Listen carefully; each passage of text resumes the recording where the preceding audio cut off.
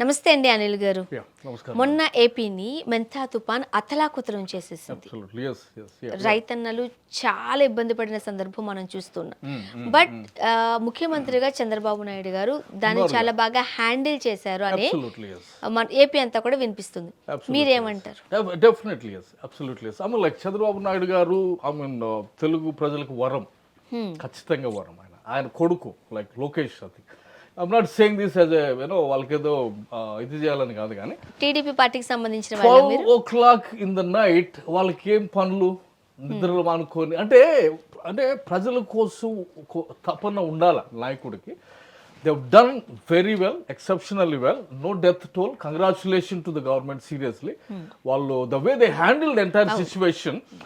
Like చెట్లు పడిపోతే immediately remove చేసేదానికి. ప్రకృతి విపత్తులను మనం ఆపలేం, కానీ అది ఎప్పుడైతే వచ్చినప్పుడు దాని తీవ్రతను తగ్గించే ప్రయత్నాలు అయితే ఖచ్చితంగా చేయాలి. దే ఆర్ 100% చాలా వరకు సక్సెస్ అయ్యారనేసి ఖచ్చితంగా చెప్పాలి. కంగ్రాచులేట్ చేయాలి వాళ్ళని, వాళ్ళ అడ్మినిస్ట్రేషన్ కానీ the whole team work. And even today morning I think ఆయన తుఫాను ఫైటర్స్ అని చెప్పి ఏదో సత్కారాలు చేస్తూ ఉన్నాడు.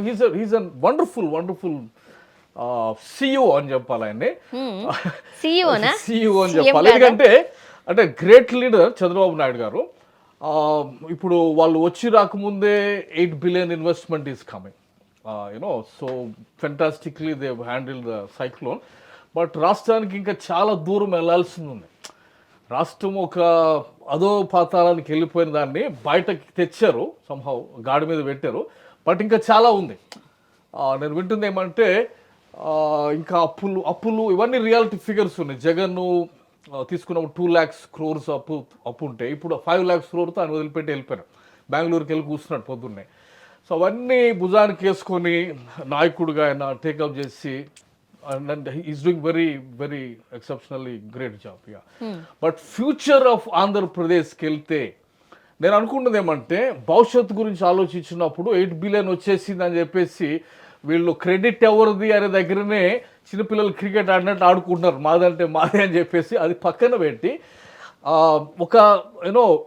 ఒక $50 billion ఇంకా ఎట్లా తేవాలి రాష్ట్రానికి అని చెప్పి వాట్ ఐ వాజ్ థింకింగ్ ఏమంటే, that's what I'm saying. Chandrababu Naidu అనుకున్న ఒక పేరు ఏంటంటే ఇండియాస్ బెస్ట్ సిఇఓ అంటారు. బట్ ఒక రాష్ట్రాన్ని నిర్మించే వ్యక్తిగా ఒక ముఖ్యమంత్రి అనేటువంటి వాళ్ళు, నేను అన్నదేమంటే కనీసం ఒక 500 సంవత్సరాలు వెనక్కి వెళ్ళాలి, ఒక 500 సంవత్సరాలు ముందుకు వెళ్ళాలి. ఆ దిశలో ఆలోచిస్తా.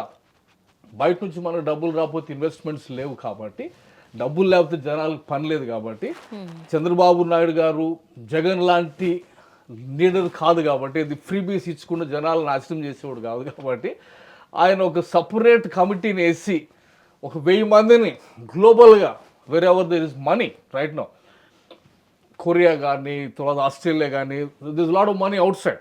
సో అక్కడ ఒక 1000 మందితో కూడిన ఒక టీమ్ని వేసి, బృందాన్ని వేసి, మరి ఇంకొక $50 billion లేకపోతే ఇంకొక $100 billion తెస్తే కానీ సొల్యూషన్ లేదు ఇక్కడ.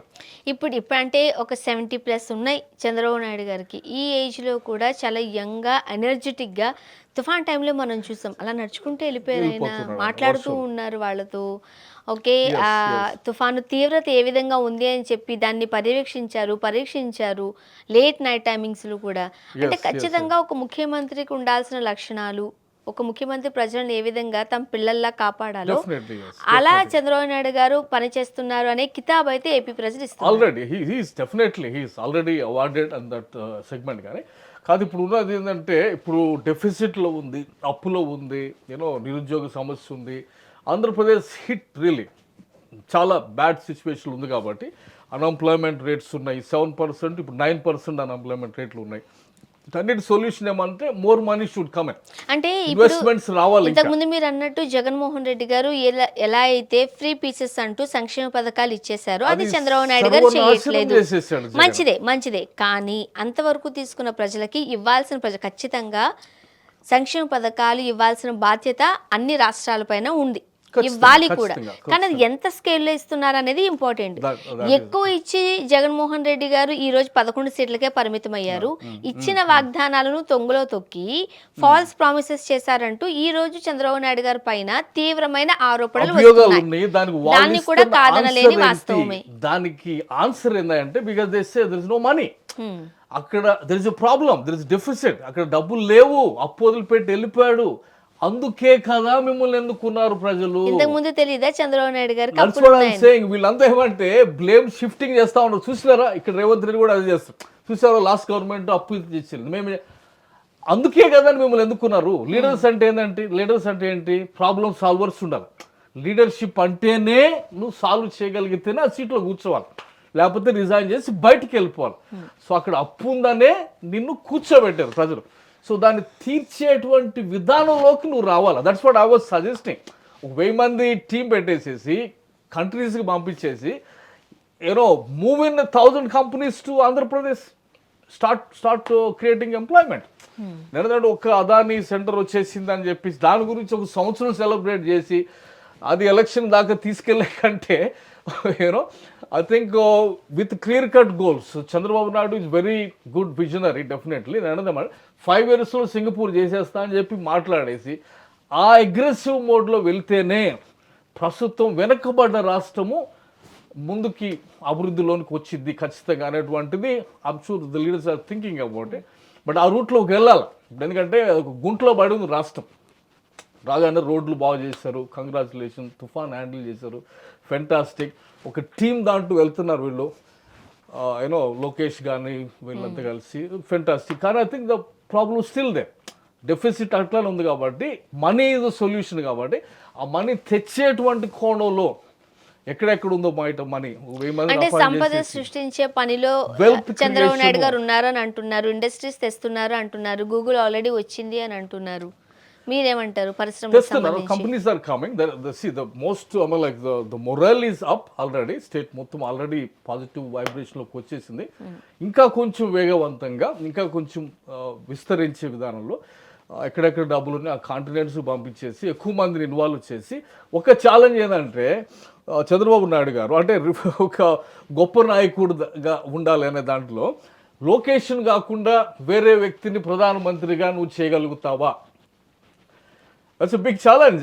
దట్స్ వాట్ వారసత్వ రాజకీయాలకు అలవాటు పడ్డటువంటి మన దేశంలో సీఎంగా, నెక్స్ట్ సీఎంగా, ముఖ్యమంత్రిగా చంద్రబాబు నాయుడు వేరే వాళ్ళని ప్రతిపాదించగలుగుతారు. ఎందుకు ప్రస్తుతం డిప్యూటీ సీఎం గా ఉన్న పవన్ కళ్యాణ్ గారికి సమయం సందర్భం వస్తే ముఖ్యమంత్రి పదవి ఇస్తారా అనేదంటే ఒక పెద్ద క్వశ్చన్ మార్క్. అది క్వశ్చన్ మార్క్. అది నేను అంటుంది, అది ఓపెన్ గా చెప్పగలదు. ఏమంటే వారసత్వ రాజకీయాలకి ముగింపు పెట్టాల్సిందే ఖచ్చితంగా.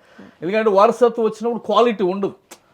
వాళ్ళు నేర్చుకొచ్చింది చెప్తారు, కానీ కాంపిటేటివ్నెస్ లో వచ్చినప్పుడు క్వాలిటీ లీడర్స్ వస్తారు. కాబట్టి క్వాలిటీ లీడర్స్ వచ్చినప్పుడు క్వాలిటీ డెలివర్ చేస్తారు. అంటే యాక్చువల్గా అలా కోరుకోవాల్సింది పవన్ కళ్యాణ్ గారు, నెక్స్ట్ సీఎం నేనే అని. బట్ ఆయన నాకు వద్దు ముఖ్యమంత్రి పదవి అన్నట్టుగా నెక్స్ట్ వచ్చే 15 సంవత్సరాలు చంద్రబాబు నాయుడు గారే ముఖ్యమంత్రి అంటే ఇప్పటికీ పవన్ కళ్యాణ్ గారు ఏజ్ ఎంత? ఇంకొక 15 ఏళ్ళు చంద్రబాబు నాయుడు గారే ముఖ్యమంత్రిగా ఉంటే అప్పటికి పవన్ కళ్యాణ్ గారు ఏజ్ ఏంటి? ఆయన ఎప్పుడు ముఖ్యమంత్రి అవుతారు? ఇవన్నీ మనకు అర్థం కాని ఆయనకి ఇంట్రెస్ట్ ఉన్నప్పుడు మాకెందుకని చాలా మంది సైలెంట్ గా ఉంటున్నారు కూడా. బట్ చూద్దాం ఏం జరగబోతోంది. ఇష్యూ ఏంటంటే నేను అన్నదేమంటే యుఎస్ అడ్మినిస్ట్రేషన్ పోల్చాలి. మనం పోల్చినప్పుడు వేగవంతంగా ప్రాబ్లమ్స్ సాల్వ్ అవుతున్నాయా? ఎందుకంటే రాష్ట్రం ప్రాబ్లమ్స్లో ఉంది కాబట్టి మనకి ఇప్పుడు పదవుల్లో ఎవరు కూర్చున్నారు, వాళ్ళు ఎట్లా ఉన్నారు, ఇది కాదు మనకు కావాల్సింది. మనకు కావాల్సింది ఆంధ్రప్రదేశ్లో ఏంటంటే somebody who is dealing problem, solution తీసుకొచ్చేటోళ్ళు కావాలి మనకి. చూద్దామండి. సో ఆ రూట్లో ఎక్కువ మందిని అపాయింట్ చేసి ఎక్కువ ఇన్వెస్ట్మెంట్ తెచ్చి మరొక 1000 కంపెనీస్ కానీ రాగలిగితే ఆంధ్రప్రదేశ్ దిశ మారిపోతుంది అనేది my opinion. Thank you so much.